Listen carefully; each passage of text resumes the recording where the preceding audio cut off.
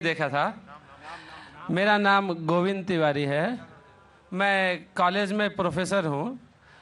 मैं जिस एरिया में रहता हूँ उस एरिया के आसपास कई मुस्लिम ऑर्गेनाइजेशन अपने स्कूल चलाते हैं और उस स्कूल में स्टार्टिंग में जब प्रेयर होता है वहाँ पर न ही वंदे मातरम गाया जाता है।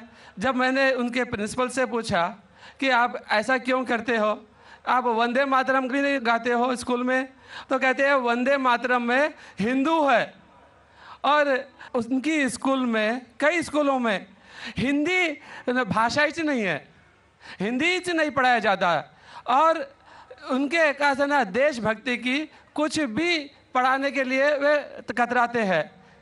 देशभक्ति के लिए आपके मजहब में किस तरह से डिफाइन किया गया है, ये ज़रा मुझे बताएंगे। भाई साहब ने एक सवाल पूछा है कि वो कई बार मेरे प्रोग्राम सुनते हैं टेलीविज़न पे और कहा है कि एक इलाका है जहाँ कई मुसलमान स्कूल है लेकिन वहाँ वंदे मातरम नहीं पढ़ाया जाता है, हिंदी नहीं पढ़ाया जाता है, क्या सही है? और आपके मज़हब में, इस्लाम में देशभक्ति के बारे में क्या कहा गया है? पहला सवाल कि मुस्लिम स्कूल में वंदे मातरम क्यों नहीं कहा जाता। हमें ये देखना चाहिए कि कोई भी गाना या कोई भी चीज़ आप कहते हैं उसकी मानी क्या है। आप जब वंदे मातरम पढ़ते हैं उसकी मानी है कि हम सिजदा करते हैं इस देश जो हमारी माता है, ऐसे कहा जाता है, और हम इसकी पूजा करते हैं। ये हमारे लिए शिर्क है, शिर्क है इस्लाम में और गलत है हिंदुइज्म में भी। हिंदुइज्म में भी आपको इबादत सिर्फ करना चाहिए एक खुदा की, धरती की नहीं। तो हिंदुइज्म में भी गलत है, क्रिश्चियनिटी में भी गलत है, इस्लाम में ही गलत है।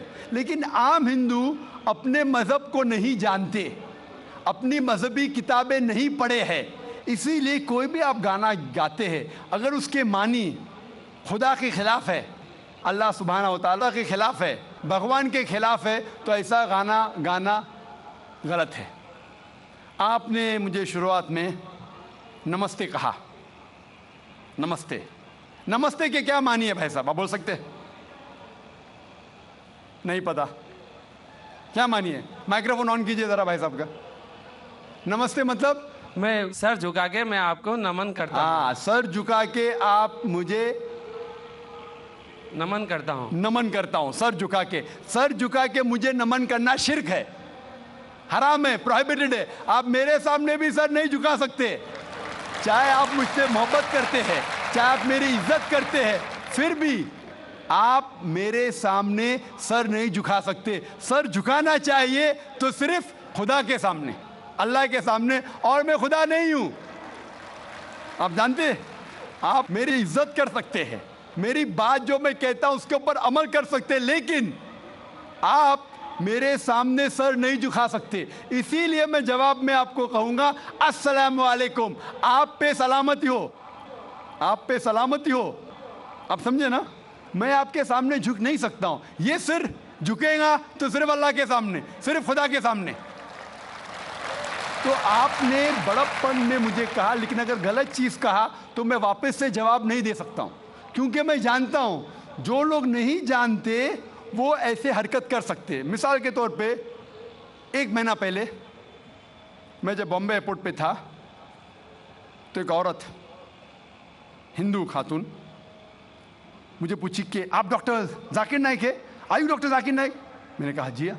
ओ, मैं आपका रोज़ प्रोग्राम देखती हूँ, मैं दुबई से 25 साल के बाद बम्बई में आ रही हूँ, 25 साल के बाद हिंदुस्तान में आ रही हूँ। उसके सिर पे टीका था, हिंदू औरत थी, बोलती मैं आपके प्रोग्राम देखती हूँ और बहुत अल्हम्दुलिल्लाह तारीफ़ करने लगी। सारी तारीफ़ अल्लाह की है, मैं कुछ भी नहीं हूँ। और फिर कहने लगी कि मैं तुम्हारे पैर छूना चाहती हूँ।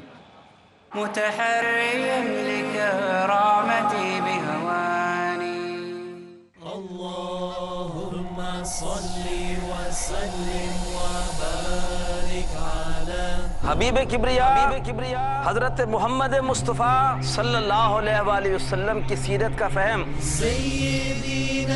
और उस पर अमल हमारे लिए दुनिया और आखिरत में रहमतों के हसूल का ज़रिया है।